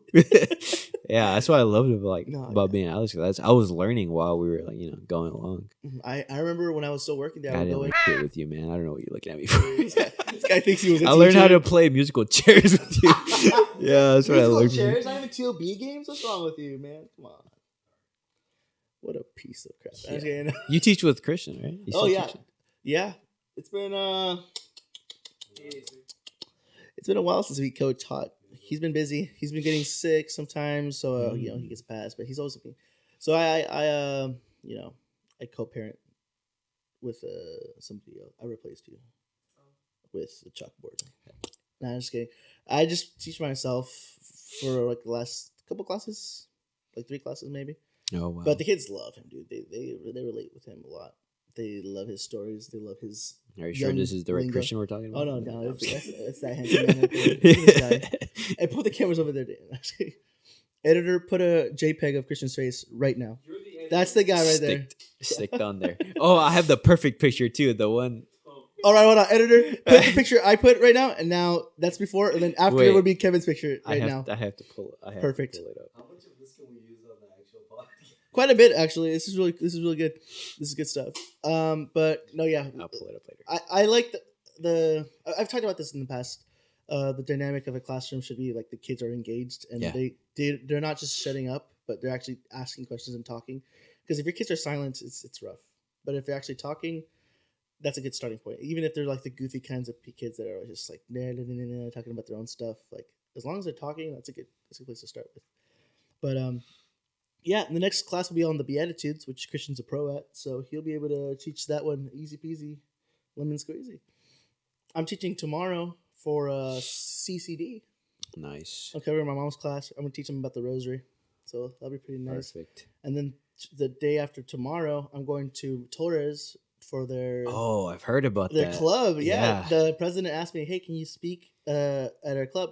I gave it because at confirmation, there's days where we don't go on the lessons. Mhm. We go on like just random topics. So I was talking about TOB, and she liked it a lot. She's like, "Hey, can you give that talk at our club? I feel like a lot of people would like that topic." Who's the leader or the? I forgot her name. I feel bad. I forgot her Did name. she start at confirmation or she just came out of nowhere? She's a confirmation student right now. Oh, she Yeah. decided to branch out. She decided to awesome. spread Catholicism to her campus. Which I've is, heard of Father John Cher going over there. Yeah? Yeah, Oh yeah. I saw the TikTok. Yeah. Yeah. You saw the same one I did. Yeah. He does a little. Yeah, I was like, come on, no, I'm just kidding. That was pretty funny. Did you have a club like that at South? When you were in high No, school? no, Nothing. Not even like a nothing. Bible We study. had the club? gay one. Oh, That was- GSA? you guys had that one too, right? The gay one, Yeah, it was like GSA. Rainbow Alliance or something like that. Yeah, I've heard of it. I think I went to one of their meetings because a friend of mine was like, "Hey, I'm gonna have lunch in room something." Like, all right, I'm there. I met him there. Like, and there's a bunch of kids. no. I'm like, "Oh, why is there so many kids here for lunch? This is like a popular spot." And they're like, "Hey guys, welcome to our meeting for GSA." And I was like, "What the heck is this?" We talked about GSA charity. How do you do that? Charity. What is that? What are you doing? Charity. Charity. Go Web. Yeah. And I was like, oh, okay, let's just ignore that. Yeah. It was, yeah. But no, what clubs were you in? Clubs in high school?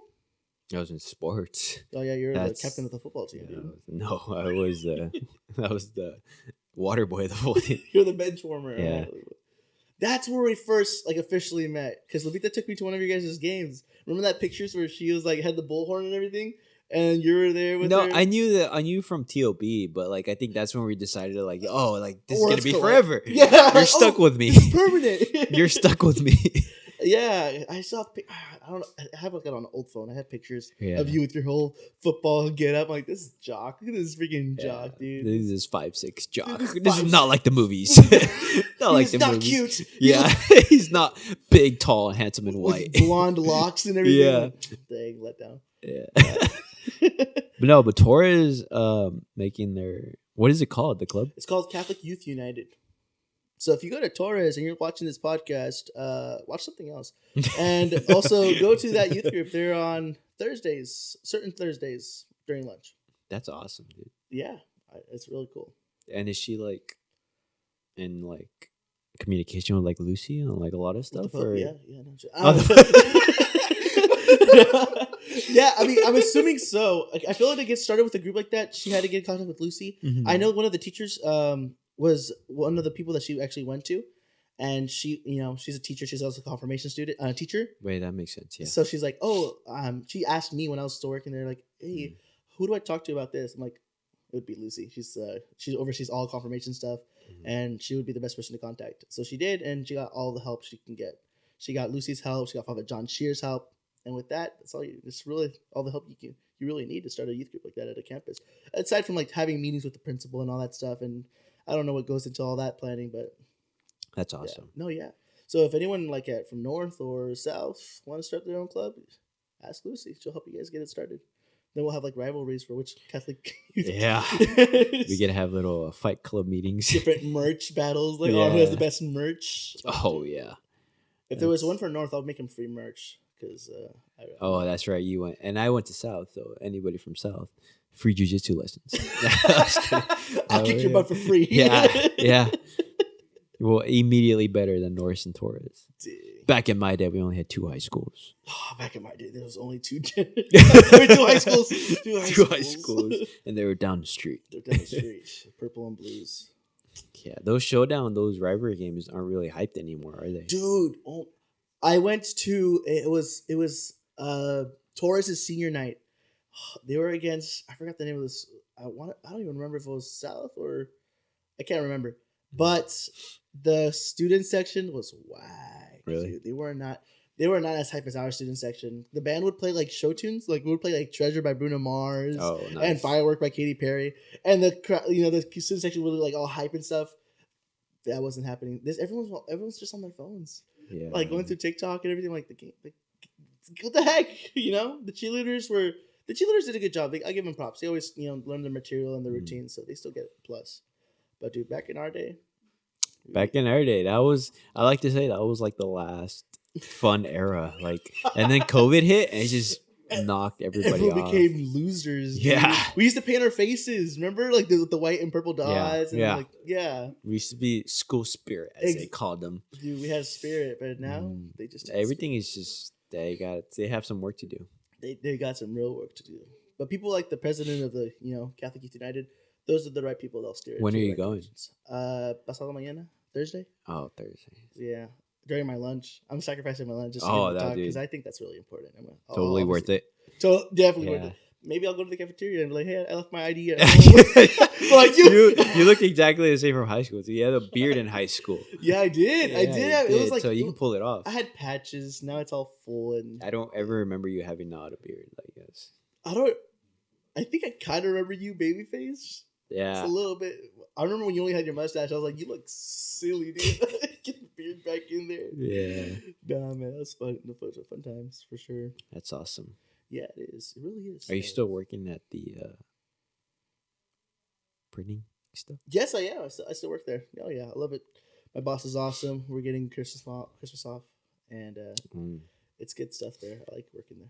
Do you like in the business of designing shirts? Yeah, I design shirts all the time, especially for Nice. Torres too. Nice. Oh yeah, it's fun. It's really cool seeing how it goes from design to like the actual screen printing process where they put the ink on the shirt. Do you do the confirmation shirts? No. Oh, who does? No, Lucy has a plug for that. Oh, dude. She knows a guy that's like, oh yeah, you need like On the bunch of low? shirts. For the low? Underneath the table, underneath the Yeah. pews. Here you go. She has a collection basket. He puts all the shirts in there. It's like, thank you. Yeah. Make the contribution to the church. There you go. Yeah, she has someone else for that. No, I would have known, but yeah, I don't think we have anything I'll look tomorrow. I'll look if we have any files under St. Joachim's in our computer's database. It's in the what do they call it? It's like I keep hearing this thing. There's like the Vatican has like this secret library somewhere. It's in the archives. It's in the archives. Yeah, the secret text. Yeah, it's like the yellow paper. And you have to like understand Latin. It's in cobblestone too. Yeah, it's cobblestone. You see a little chisel next to it, so you can take notes. Yeah. Jesus' picture is there from high school. Do you ever wonder that? Like, how was Jesus when he was like in his teenage years? Do you think he was like the kids now in high school with no school spirit? With the Riz and the what do they call the Father Ohio Stephen? Yeah, Father Stephen says it perfectly. Dude, he does. Skibbity Ohio Riz or something like that. Our brother Victor too. He doesn't. Yeah, really I still don't know what that. Christian talks like that all the time. You just don't really catch him saying stuff like that all the time. Can we get a fact check on that? We want to hear the Ohio Riz thing. Can you say it for us, Christian? Christian, We need to please. let's pull out the fact check. Yeah, we need a fact check. Christian, please, can you just say those phrases the way you always do, nonchalantly in class? Which one is it? Oh man. Skibbity Ohio Riz. Is that how you say it? Yeah, see what Ohio is. Why did they just throw Ohio in there? What does I don't Ohio know. have to do with It's it? brain rot. I literally can't understand. Okay. We're gonna hear Diego say it. No. Oh, he's doing. Diego's the oldest dude in here, man. Why would he have? Dude, Diego. I can't find it. I don't know how to use the phone. It's an Android. I'm sorry. All right, there you go. Android has failed once again. No. Android's the best. iPhones suck. iPhones gave Steve Jobs cancer. You can fact check me on that. You have an Android as well, huh? Yes, I Hey, do. doesn't he work at Apple? He does. Hey, come back. Hey, get this guy canceled right now. And he's got an Android. Okay, so it's 3 against 1 here. Yeah. Oh, hey, can I airdrop something to you guys? Oh, wait.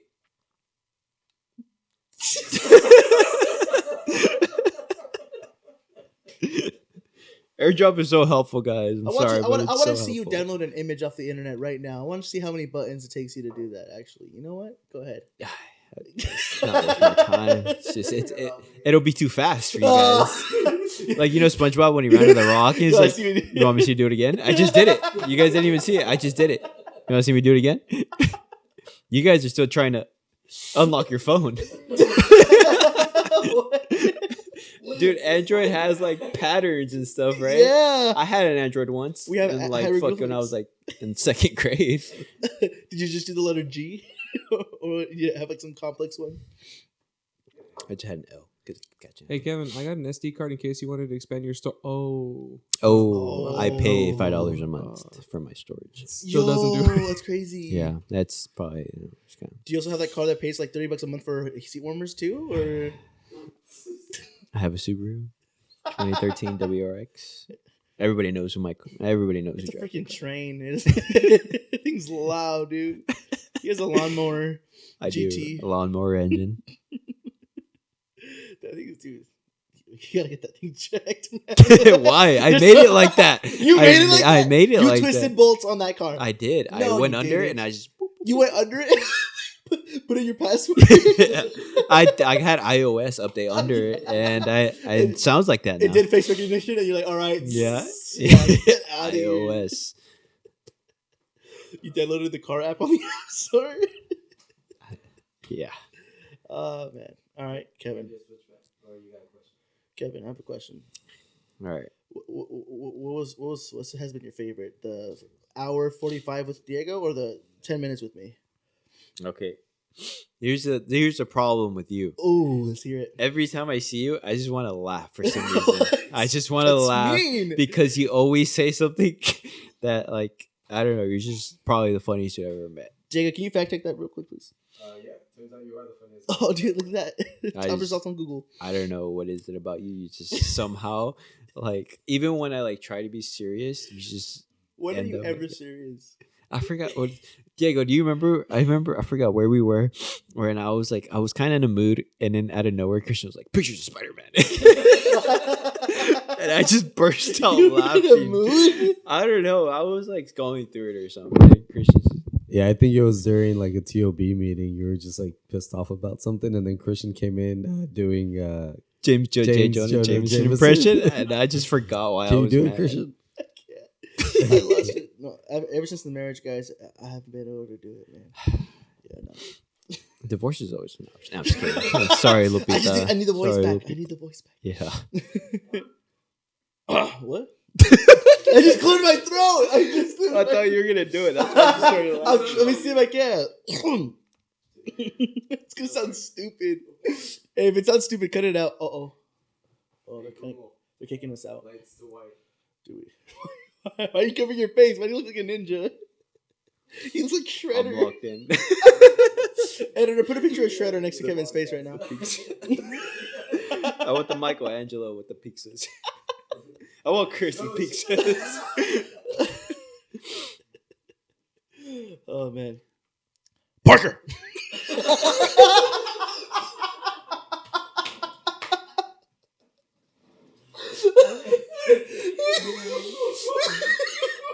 Can't handle the sauce, Kevin. What's going on? You have water. Here. Can I fact check the water? Can you fact check this? Hey, which water is this? Can you fact check It's this? holy real quick? water. Oh, you're blessed. Oh. All right, Diego, pop back in real quick.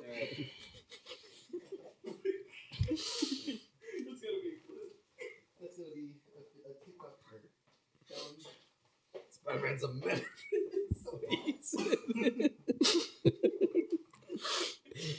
You waited for me to drink that. Oh my gosh. I don't know what this podcast is. This is the Pray About It podcast because we need prayer. this is living the faith on the budget. No. Yeah, let's ready to wrap up. Yeah. All right, man. Well, thank you so much for being here. I don't know how much of this we can use. It's gonna be a nightmare for the editor. I didn't clip once, right? Nope. Yeah, I'm fine with everything. Awesome. Even the part where I blacked out. Yeah. Well, yeah, man. Thanks a lot for being here again. I really Thank you appreciate for it. having me. I will be back, Yeah. as you mentioned. Terminator says. And so we usually end this with a quick prayer. All So right. let's put ourselves in the presence of the Lord in the name of the Father, Son, and Holy Spirit. Heavenly Father, we thank you so much for everything that you give us. I ask that you continue to guide us towards you, help us grow in virtue, and always trust and rely on your plan and your will. Keep us safe and keep us around good people that will always bring us to you. We pray this in Jesus' name, through the intercession of Mary. Amen. In the name of the Father, Son, and Holy Spirit.